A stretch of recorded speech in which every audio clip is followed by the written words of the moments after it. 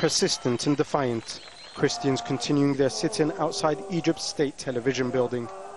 Their numbers are not large, but they're vocal. Their message is clear. The country's top military general must go, and justice must be delivered. Said this is symptomatic of a bigger issue, rampant lawlessness in the country following the revolution. An end to the 4-year rift between the two major Palestinian political parties has created an air of fear and uncertainty for Israel. Post-Mubarak Egypt hosted the reconciliation between Fatah and Hamas, while in the 3 months since Mubarak was ousted, no one's replaced him. Some believed the Americans gave up their old friend too early and too easily, miscalculating that his replacement would be a Democrat bowing to their interests. Instead, it's the generals who continue to call the shots, and they're playing best man at the Hamas-Fatah union. Egypt wants to maintain the way that it has been run on one hand, but on the other hand, they want to establish new relationship with Hamas. We are not sure about the way that the new Egyptian government will act. So ironically, while Washington thought it was creating a safer Middle East, its closest ally, Israel, is suffering. A recent poll found that 54% of Egyptians want to see the Egyptian-Israeli peace treaty cancelled, a statistic that has Israelis terrified and missing the old order more and more. These gunmen mean business, and they're upping the stakes just that little bit higher. Yeah. And they're doing it, smuggling weapons into Gaza. The result? 2 attacks in 3 months on a natural gas pipeline that supplies a quarter of Israel's electricity.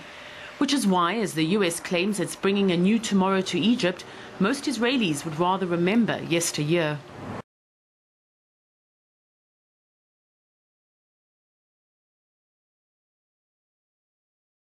The US says it wants to establish democracy in the region. But instead of democracy, there's a very real possibility that radical Islamists could come to power.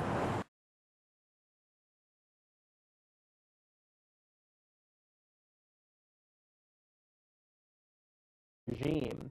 And there has been the claim that regime elements have tried to use the Salafis to sow up chaos and havoc in the country as part of what's being called the counter-revolution in Egypt.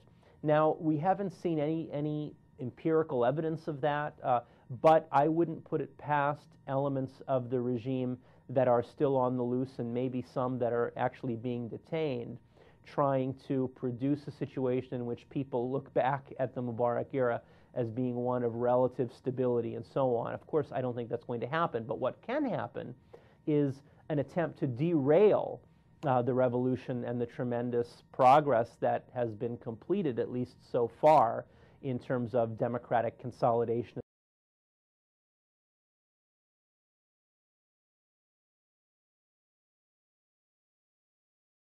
The Jewish state is not under any grave threat.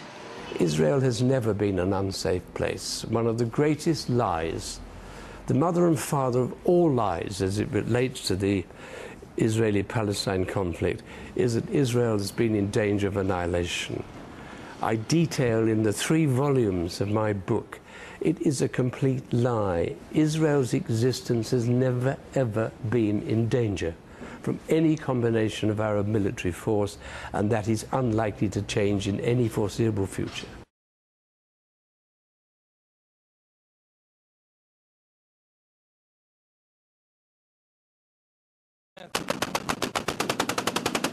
Israel is keeping quiet amid the current chaos in the Middle East and North Africa. But behind closed doors, there'll be plenty of disquiet here about how much America's desire to make new friends in the Arab world is fueling serious instability.